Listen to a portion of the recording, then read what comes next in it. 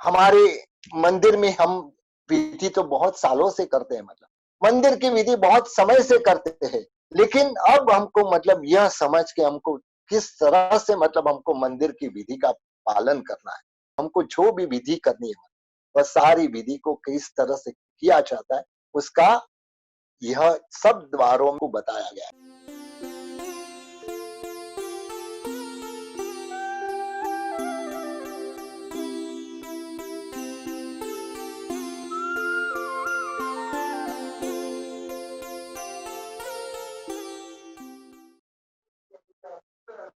भाष्य त्रय की शुरुआत के पहले मंगलाचरण से नमो अरिहंताणम, नमो सिद्धाणम, नमो आयर्याणम, नमो अज्जायाणम, नमो लोये सवसाहुणम, परमं हवै मंगलम। अंगूठी अमृत बसे लब्धि तना भंडार, ते गुरु गौतम समर्य वंचित फलदाता। चैत्य वंदन भाष्य। ऐसे तो भाष्य त्रय की शुरुआत कर रहे हैं। सबसे पहला है चैत्य वंदन भाष्य। हमारे परमात्मा ने कहा है, हमारे पूर्वाचार्यों ने कहा है कि विधि की प्रधानता पूर्वक जो भी क्रिया करो, मतलब जैसे कि कोई भी धर्मानुष्ठान, चैत्य वंदन करो, प्रतिक्रमण करो, सामयिक करो, परमात्मा की पूजा करो, जो भी विधि के साथ होती है वह महान फलदायक होती है। और अविधि से की जाने वाला चैत्य वंदन आदि कोई भी अनुष्ठान अतिचार वाला होने से कभी कभी अनर्थ करने वाला होता है। श्री महानिषिद्ध सूत्र में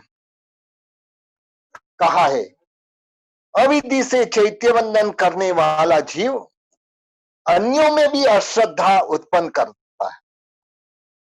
खुद अविधि से करता है वह जीव, दूसरे में भी अश्रद्धा उत्पन्न करता है। इस कारण से अविधि से चैत्य वंदन करने वाले को प्रायश्चित आता है। कोई भी धर्मानुष्ठान भक्ति पूर्वक, बहुमान पूर्वक और विधि पूर्वक करना चाहिए। छोटी क्रिया बड़ी क्रिया का ज्यादा महत्व नहीं है, लेकिन विधि और बहुमान का महत्व है।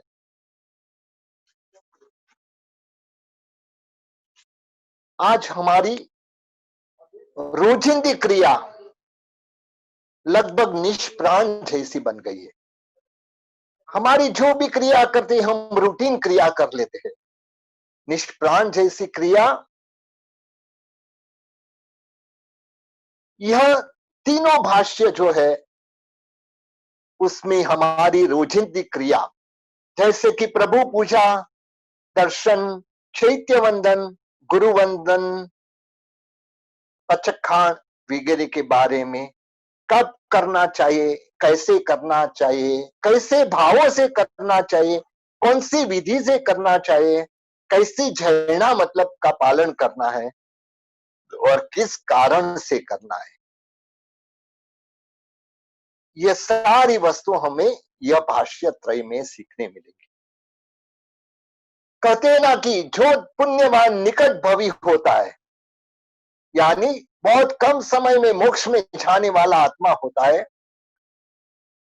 उनको विधि का पक्षपात होता है। विधि से क्रिया करता है, मतलब विधि, और साथ में मतलब जो भी विधि सहित करता है उनके प्रति उनका बहुमान होता है। और कभी विधि का भंग हो जाए, विधि अविधि हो जाए, तब भी उसको भव भय रहता है, यानी भव का भय रहता है, मेरे भव बढ़ जाएंगे ऐसा भय होता है। तो यह निकट भवी के लक्षण है।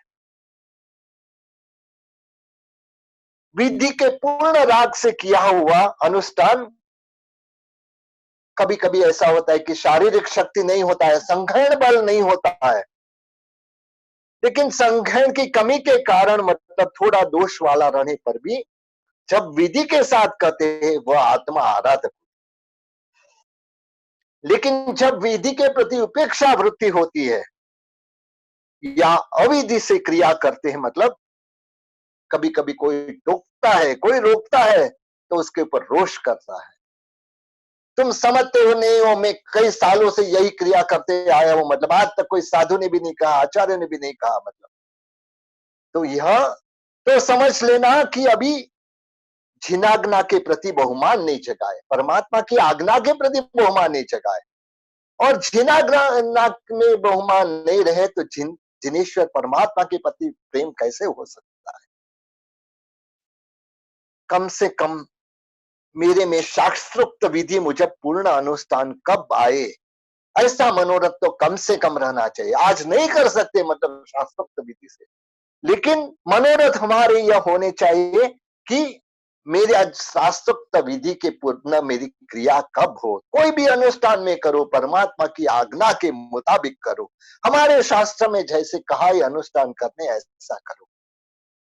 श्रीपाल राजा का रास में कहा है, शुद्ध क्रिया तो संपजे पुद्गल आवर्तने अर्धरे, यानी शुद्ध क्रिया आत्मा को कब प्राप्त होती है कि जब आत्मा का अर्ध पुद्गल परावर्त काल बाकी रहता है, तभी आत्मा को शुद्ध क्रिया प्राप्त होती है। जो भी क्रिया करे, चाहे प्रतिक्रमण करे, चाहे सामयिक करे, चाहे परमात्मा की पूजा करे, चाहे चैत्य वंदन करे, चाहे देव वंदन करे, जो भी क्रिया करे, उस समय हमें एक ही बात है कि मतलब हमारी चाहे छोटी भी क्रिया हो शुद्ध रहनी चाहिए।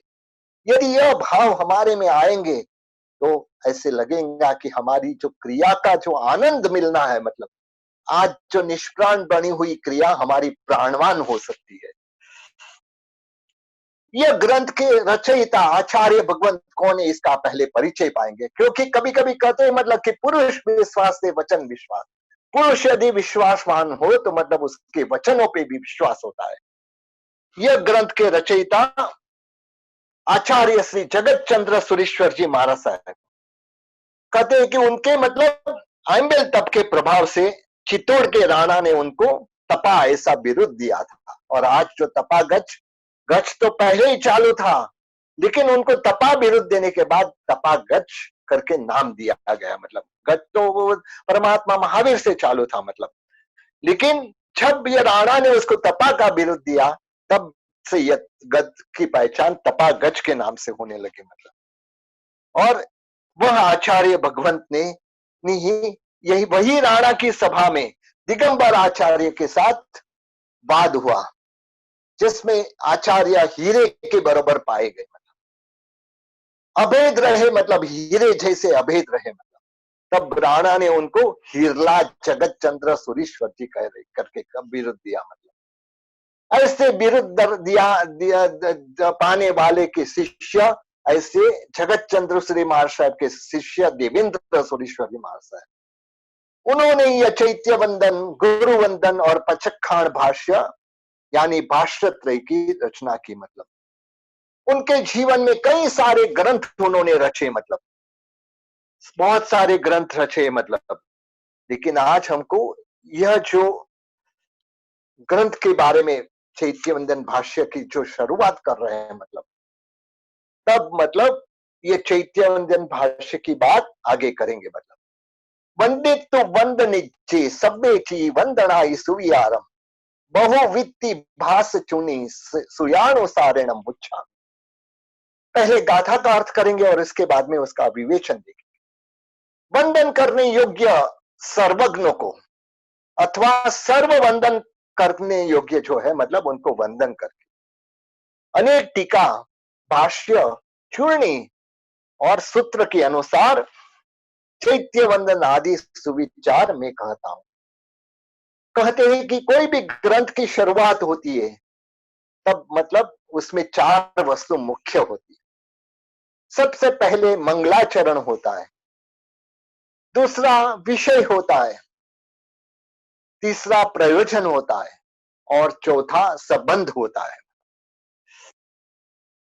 ये चार अनुबंध चतुष्टय करके कहा गया। मतलब यह ग्रंथकार देवेंद्र सूरी महाराज साहब वही परंपरा को मानते हुए उन्होंने सबसे ग्रंथ के प्रारंभ में मंगलाचरण किया, क्योंकि मंगलाचरण की जरूरत क्या होती है। मतलब जब भी मतलब कोई भी ग्रंथ रखते हो उसमें कोई ना कोई प्रकार का विघ्न आने की संभावना है। यह विघ्न का नाश के लिए मतलब मंगलाचरण होता है। मतलब जब कोई भी कार्य करना हो, इष्ट कार्य करना हो, तब इष्ट देव को नमस्कार करके कार्य का प्रारंभ होना है। ऐसा शिष्ट पुरुषों का आचार है। जो भी शिष्ट पुरुष हुए उनका यही आचार है। मतलब यह कल्याणकारी कार्यों में कई प्रकार के विघ्न आने की संभावना है और विघ्न के समूह को नाश करने के लिए यह मंगल करना चाहिए। तो यहाँ ग्रंथकार देवेंद्र सुरेश्वर जी महाराज साहब ने वंदित वंदन जे सब्वे इस प्रकार से मतलब उन्होंने मंगलाचरण किया, यानी वंदन करने योग्य, वंदित वंदन चे यानी वंदन करने योग्य सबको मैं वंदन करता हूं। सबसे पहले मतलब वंदन करने योग्य हमारे सामने जो चित्र है, मतलब अरिहंत परमात्मा देशना देते हुए मतलब आदिश्वर भगवान, संकेश्वर पार्श्वनाथ भगवान, ये परमात्मा जो जिसने मतलब यह वंदन करने योग्य है। मतलब सबसे पहले वंदनीय यही है। उसके बाद में सिद्ध परमात्मा वंदनीय है। मतलब कि जो अपना सर्व कार्य करके मतलब सर्व कर्मों का क्षय करके मोक्ष में पहुंच गए, वह वंदन करने योग्य है। मतलब तीसरे हमारे आचार्य भगवान जिसके द्वारा हमें ज्ञान की प्राप्ति होती है, सच्ची समझ मिलती है, मतलब वह वंदन करने योग्य है। उपाध्याय भगवान जो सूत्र और अर्थ का सिखाने वाले होते, पढ़ने पढ़ाने वाले होते, वह वंदन करने योग्य। और पंच महारथधारी ऐसे साधु भगवान वंदन करने योग्य है। तो यहाँ ग्रंथकार ने मतलब सबको वंदन किया, मतलब वंदन करने योग्य, एक ही शब्द में सब बोल दिया कि वंदन करने योग्य सर्व को। मतलब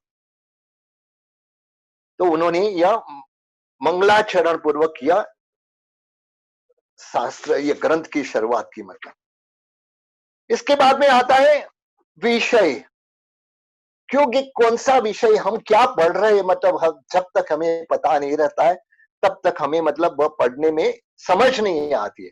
तो यहाँ ग्रंथकार ने मतलब ये प्रयोजन बताया। मतलब पहले तो यह बताया कि क्या विषय है। मतलब की वंदना सुवी आतम, ये पद के द्वारा ग्रंथकार ने प्रयोज ये बताया कि चैत्य वंदन आदि सुविचार, चैत्य वंदन आदि का बोध होना यही मतलब उनका सुविचार है, मतलब प्रयोजन है। मतलब विषय प्रयोजन दोनों, मतलब विषय चैत्य वंदन का सुविचार मतलब, और प्रयोजन भी यही कि बाल जीव जो हमारे जैसे जो बाल जीव है, मतलब उसको ये पदार्थ का ज्ञान मिले। मतलब क्योंकि बड़े बड़े ग्रंथ हम पढ़ नहीं सकते हैं, बड़े ग्रंथ को हमारे पढ़ने का हमारे पास समय नहीं है, न तो हमारी योग्यता है, न तो हमारे पास उसका ज्ञान है। मतलब इसके लिए यह उपकार की दृष्टि से उन्होंने मतलब यह ऐसे तो गाथा के रूप में मतलब हमको समझ में, हमारे जैसे अज्ञान जीवों को भी समझ में आए, तो ऐसे चैत्य वंदन भाष्य के रूप में मतलब यह चैत्य वंदन आदि मंदिर की विधि के बारे में यह जो स्तोत्र रचा। मतलब उन्होंने, क्योंकि कोई भी जब होता है तब प्रयोजन होता है। मतलब तो प्रयोजन मतलब उनका यही है कि अनंतर प्रयोजन मतलब पदार्थ का बोध करना, मतलब वो अनंतर, और मतलब अंतिम प्रयोजन परंपर प्रयोजन मतलब यह है कि मतलब मोक्ष की प्राप्ति करना। यह जो पढ़ने वाले और पढ़ाने वाले दोनों मतलब मोक्ष को प्राप्त करें, इस तरह से यह परंपर प्रयोजन है। मतलब यह ग्रंथों जो भी रचना करते हमारे महापुरुष की मतलब बात कैसी होती है, मतलब कभी भी मतलब कोई भी रेफरेंस दिए बगैर मतलब वह ग्रंथ की रचना नहीं करते। वे ऐसा नहीं करते मैं ऐसा करता हूं, मतलब जो मैं बोलने वाले मतलब वह कभी कभी डूब सकते, डुबा सकते हैं। मतलब लेकिन जो मतलब आगम के रेफरेंस से, परमात्मा के रेफरेंस से, शास्त्र के रेफरेंस से जब बात करते हैं मतलब, तब इसका मतलब यह होता है कि उनमें जो भी बोलना है मतलब आगम को साक्षी रख के बोलते हैं। तो इस तरह से संबंध करके कहा कि पूर्वाचार्यों के कथन के साथ मेरे कथन के साथ, क्योंकि बहुवृत्ति टीका भाष्य चूर्णी मतलब यह जो बताया गया मतलब जो भी है संबंध के मतलब, ऐसे देखा जाए तो संबंध के दो प्रकार, उपाय उपेय रूप संबंध और गुरु पर्व क्रम रूप संबंध। मतलब यानी जो वचन रूप भाष्य उपाय है, मतलब जो वचन बोलते हैं मतलब वह भाष्य उपाय है। मतलब यानी हम ज्ञान जो प्राप्त करते हैं वह उपाय है। और उसके साथ में गुरु पर्व क्रम यानी चैतन्य आदि भाष्य की विधि अर्थ से भगवान ने, श्री वर्तमान स्वामी ने बताई। मतलब जो अभी हमारे अंतिम तीर्थंकर जो परमात्मा महावीर जो हमारे आसन्न उपकारी है, उन्होंने जो बताई और गणधरों ने जिसके सूत्र से रचना की, तो यह गुरु पर्व क्रम और वही गुरु के जो गणधरों ने जो रचा वह अपने शिष्यों को दिया, शिष्यों ने उनके शिष्यों को दिया, ऐसे करते करते करते करते यहां तक हमारे तक ये पहुंचा है। तो इसका मतलब यह हुआ कि जो भी मैं कह रहा हूं मेरे घर की कोई बात नहीं है, सिर्फ शास्त्र की बात है। मतलब प्रत्यय टीका भाष्य चूर्णी मतलब पहले तो मूल आगम 45 मतलब परमात्मा महावीर के गणधरों ने द्वादश अंगी की रचना की। परमात्मा महावीर के जो गणधर थे मतलब उन्होंने 12 अंग की रचना की और अंग सूत्र जो की रचना हुई उनके अनुसार बाकी के आगमों की रचना हुई। हाल में मतलब हमारा पुण्योदय ने कि जो 12वां दृष्टिभाग नामक अंग है मतलब हमारे पास रहा है। इसके लिए आज हमको 11 अंग की बात आती है। द्वादश अंगी बोला जाता है लेकिन हमारे पास प्राप्त है 11 अंग। मतलब लगभग आज से 500-600 साल से यह मतलब 11 अंग, 12 उपांग, 4 मूल सूत्र, 6 छेद सूत्र, 10 पयन्ना सूत्र और 2 प्रकीर्ण सूत्र मतलब चूलिका सूत्र, ऐसे 45 आगम की पहचान होती है। मतलब पहले मतलब ज्यादा आगम थे मतलब, लेकिन यह आज हमारे को यह 45 आगम ही प्राप्त हो रहे हैं। आगम जो भी आगम सूत्र है उसके अंग, उपांग, मूल, छेद, पयन्ना और चूलिका यह 6 विभाग है। मतलब अब आगम पंचांगी जो बोला जाता है मतलब आगम सूत्रों के ऊपर प्राकृत भाषा और संस्कृत भाषा में जो विविध प्रकार की मतलब विवरण रचा है मतलब उसमें 4 विभाग पढ़ा है। मूल तो आगम है ही मतलब पहला है निरुक्ति, दूसरा है भाष्य, तीसरा है चूर्णी और चौथा है वृत्ति या तो टीका बोलते हैं मतलब वृत्ति बोलते हैं। मतलब तो यह आगम सूत्र पहला, निरुक्ति दूसरी, भाष्य तीसरा, चूर्णी चौथा और टीका ये 5वीं। तो इस तरह से मतलब यह इसको पंचांगी बोलते, 5 आगम के 5 अंग है। मतलब पहले आगम सूत्र समझेंगे। मतलब तीर्थंकर भगवंत जब केवल ज्ञान पाते हैं, लोकालोक के तीनों काल के सर्व द्रव्य क्षेत्र काल और भाव को जानने वाले होते हैं, वे त्रिपदी रूप में गणधर भगवंत को उपदेश देते हैं और गणधर भगवंत तो द्रव्यादि रूप दी हुई देशना को अर्धमागधी भाषा में द्वादशांगी सूत्र की रचना कर, द्वादशांगी के आधार पर सुविहित आचार्य भगवंत उपांग आदि सूत्र की रचना करते। मूल आगम अंग, फिर उसके बाद में उपांग यानी सुविहित आचार्य भगवंत उपांग आदि सूत्र की रचना करते, तो वह आगम सूत्र है। फिर इसके बाद में आता है निरुक्ति, प्राय 14 पूर्वधर्म सूत्र के साथ गर्भित रीत से संबंध धरावता पदार्थों का, जो भी सूत्र के साथ गर्भित संबंध, ऐसे मतलब पदार्थों का नय निक्षेप अनुगम वगैरह युक्ति पूर्वक संक्षेप में प्राकृत भाषा में पद्य रूपी आर्या छंद में मतलब सूत्र का निरूपण करते हैं, मतलब उसको निर्युक्ति कहते हैं। तीसरा है भाष्य।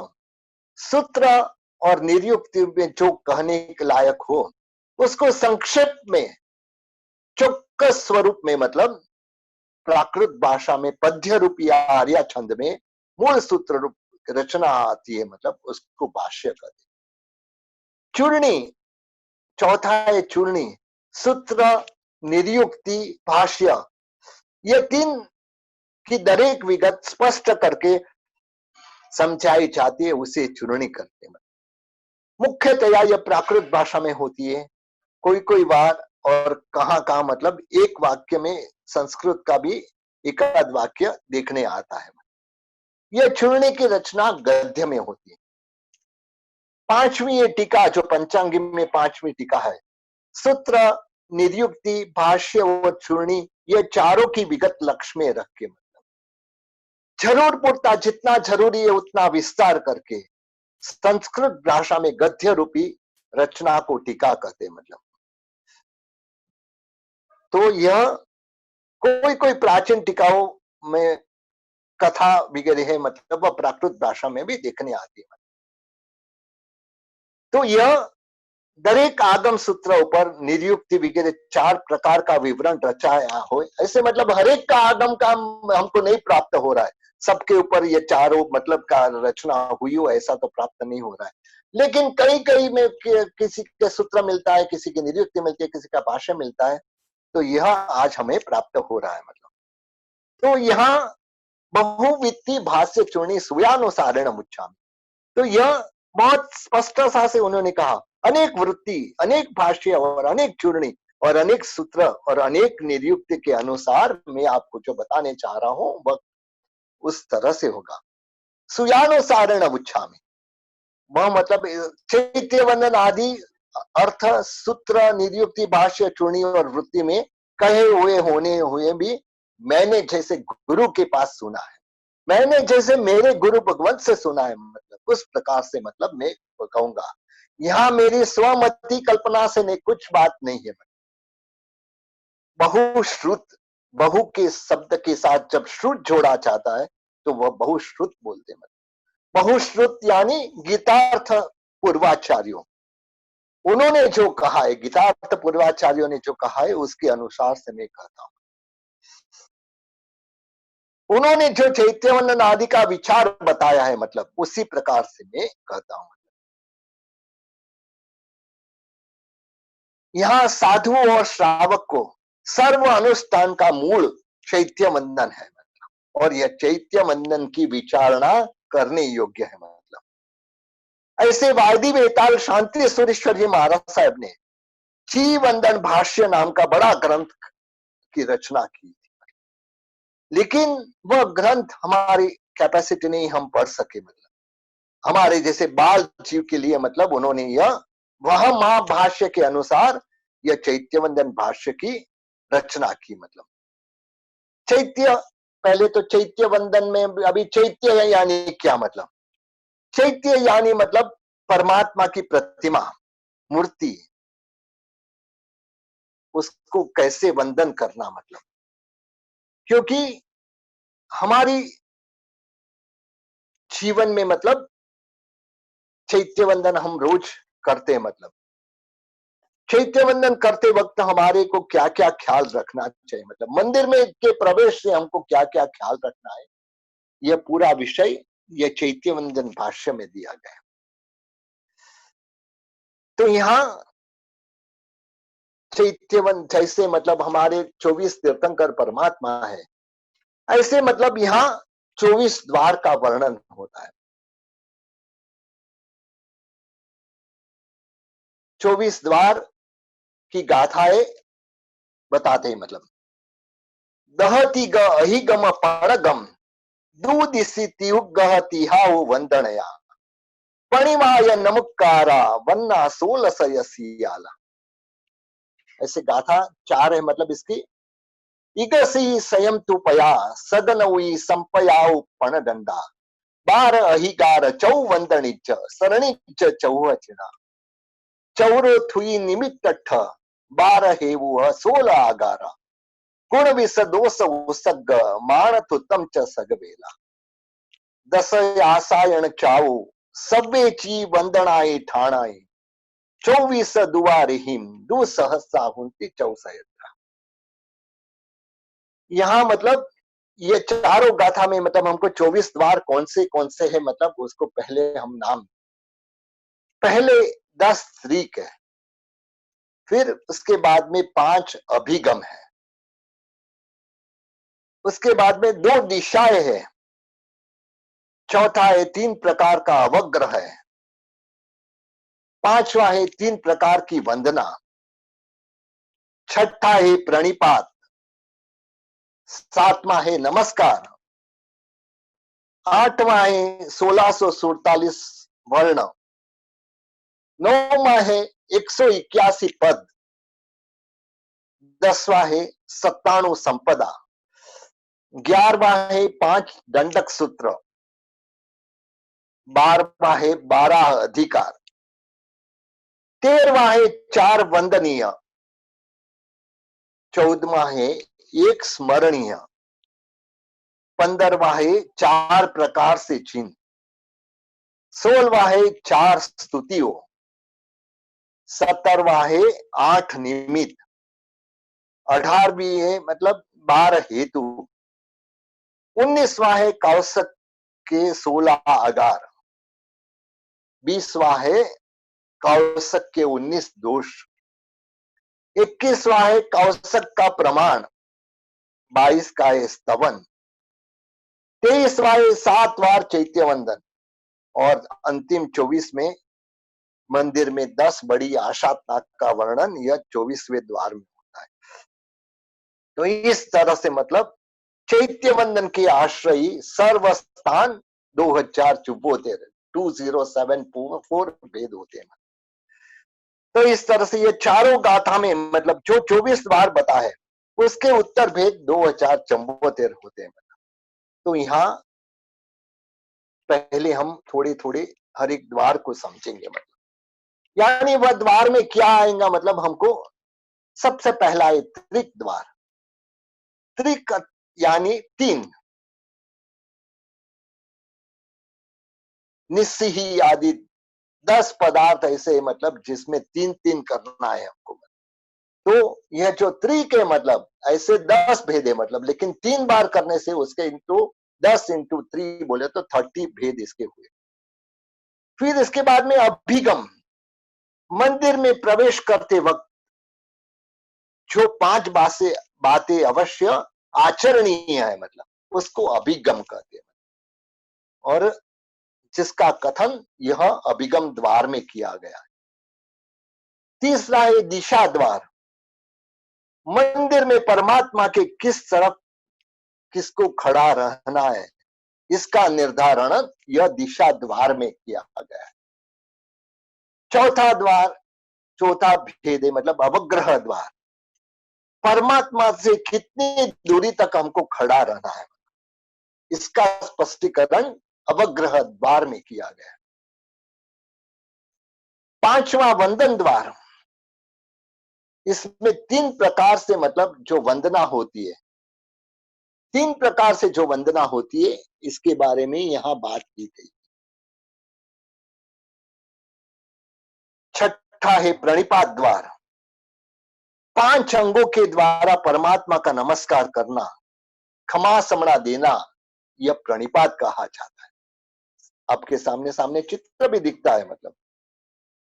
7वां नमस्कार द्वार, इस द्वार में परमात्मा की स्तुति करने का निर्देश दिया है। 8वां वर्ण द्वार, चैत्य वंदन के जो सूत्र है, चैत्य वंदन में मतलब 9 सूत्र बोले जाते हैं, उसमें समान सूत्रों को दूसरी बार नहीं गिनते हुए, मतलब एक सूत्र का 2 बार उच्चारण हुआ नहीं गिनते हुए टोटल 1647 यानी 1647 वर्ण होते हैं। इसका वर्णन इस द्वार में किया गया है। 9वां पद द्वार, यानी वाक्य में अर्थ की समाप्ति न हो, वाक्य के अर्थ की समाप्ति न हो तब तक के एक या अनेक अक्षरों का समूह को पद कहा जाता है। चैत्य वंदन के 9 सूत्र जो है मतलब उसमें समान पद जो दोबारा बोलने नहीं आने पर वह 181 पद है। इसका विवरण हमको पदवार। 10वां है संपदा द्वार। संपदा यानी विश्राम स्थान। सूत्र बोलते समय जहां जहां कुछ समय के लिए विश्राम रुकना चाहिए उसे संपदा कहते हैं। संपदा 97 यानी 97 होती है। मतलब यह संपदा, यह 10वां द्वार में संपदा का वर्णन। 11वां दंडक द्वार। चैत्य वंदन में बोलने योग्य सूत्र को दंडक सूत्र कहते हैं। मतलब यह दंडक सूत्र 5 है। इन 5 सूत्रों का वर्णन इस द्वार में, दंडक द्वार में किया गया। फिर 12वां अधिकार द्वार। प्रस्ताव विशेष या मुख्य विषय को अधिकार कहते। मतलब इस द्वार में 12 प्रकार के जो अधिकार उसका वर्णन मिलेगा। 13वां वंदनीय द्वार। जो वंदन करने योग्य है उन्हें वंदनीय कहा जाता है। इस द्वार में 4 प्रकार के वंदनीय का उल्लेख है, तो यह वंदनीय द्वार में सुनेंगे। 14वां है स्मरणीय द्वार। जो मात्र स्मरण करने योग्य है, वंदन करने योग्य नहीं है, उन्हें स्मरणीय कहा जाता है। सम्यक दृष्टि देव स्मरणीय होते, इस द्वार में इसका कथन किया है। 15वां जिन द्वार। इसमें मतलब जिन के जो 4 प्रकार है, मतलब कौन से प्रकार है वह हम जिन द्वार में समझेंगे। 16वां स्तुति द्वार। स्तुति का वर्णन किया है। मतलब जो पद्यमय रचना होती है जिसमें परमात्मा का गुण कीर्तन होता है उसे स्तुति करते हैं। यह स्तुति भी 4 प्रकार की होती है जिसका वर्णन हमको स्तुति द्वार में मिलेगा। 17वां है निमित्त द्वार। कार्य करने के उद्देश्य को निमित्त करते, किस कारण से किया जाता है, मतलब कार्य करने का उद्देश्य यह द्वार में बताया गया है। 18वां है हेतु द्वार। कार्य की उत्पत्ति में सहायक जो हेतु है, मतलब उसको हेतु द्वार में उसका वर्णन किया गया। 19वां आगार द्वार। आगार यानी छूट। कार्योत्सव, व्रत, नियम, कौशक वगैरह में जो छूट दी जाती है मतलब उसको आगार कहते हैं। तो ऐसे कौशक के आगार का वर्णन यहाँ किया गया है। 20वां कार्योत्सव के दोष द्वार। इस द्वार में कार्योत्सव के टालने योग्य 19 दोष का निर्देश किया गया है। 21वां कौशक का प्रमाण। कौशक कितने समय तक करना है, मतलब इसका प्रमाण यह कौशक प्रमाण कार्योत्सर्ग 21वें द्वार में किया गया है। 22वां स्तवन द्वार। पद्यमय काव्य की रचना को स्तवन कहते हैं। मतलब ऐसे स्तवनों का वर्णन जिस द्वार में किया है उसे स्तवन द्वार कहते हैं। 23वां चैत्य वंदन द्वार। साधु, साध्वी, श्रावक और श्राविका को कब और कितने बार चैत्य वंदन करना चाहिए उसका वर्णन जिस द्वार में किया गया है वह उसे चैत्य वंदन द्वार कहते हैं। और लास्ट में मतलब आशाथना त्याग द्वार, यानी परमात्मा के मंदिर में मतलब ऐसे तो 84 आसाधना है, कौन सी आसाधना का त्याग करना है, मतलब जो 10 प्रकार की मुख्य आसाधना है उसका जो त्याग है वह यह द्वार में मतलब 24वां द्वार में मतलब ये बताएंगे। तो इस तरह से मतलब त्रिक का 30 संख्या, अभिगम के 5, दिशा 2, अवग्रह 3, वंदना 3, प्रणिपात 1, नमस्कार 1, अक्षर 1647, पद 181, संपदा 97, दंडक 5, अधिकार 12, वंदनीय 4, स्मरणीय 1, छीन 4, स्तुति 4, निमित्त 8, हेतु 12, आगार 16, कार्योत्सर्ग 19 और कार्योत्सर्ग का प्रमाण 1, स्तवन 1, चैत्य वंदन 7 और आशातना 10। इस तरह से कुल दो सब मिला के 2074 यानी 2074 यह द्वार के जो भेद बताए हैं, मतलब जो 24 द्वार के भेद है उसकी संख्या कितनी होती है, तो 2074 संख्या होती है। तो इस तरह से आज चैत्य वंदन भाष्य की शुरुआत हुई है। मतलब चैत्य वंदन भाष्य हमारे मंदिर में हम विधि तो बहुत सालों से करते हैं। मतलब मंदिर की विधि बहुत समय से करते हैं, लेकिन अब हमको मतलब यह समझ के हमको किस तरह से मतलब हमको मंदिर की विधि का पालन करना है। यह चैत्यवन हमारे ऊपर पूर्वाचार्यों ने इतना उपकार किया है कि यह सारी वस्तु हमको बता के उन्होंने बस एक ही बात की, हमको जो भी विधि करनी है वह सारी विधि को किस तरह से किया जाता है उसका यह सब द्वारों में उन्होंने मतलब हमको बताया गया है। परमात्मा की आज्ञा के विरुद्ध यदि कुछ मेरे से बोलने में आया हो तो मिच्छा में दुक्कड़म।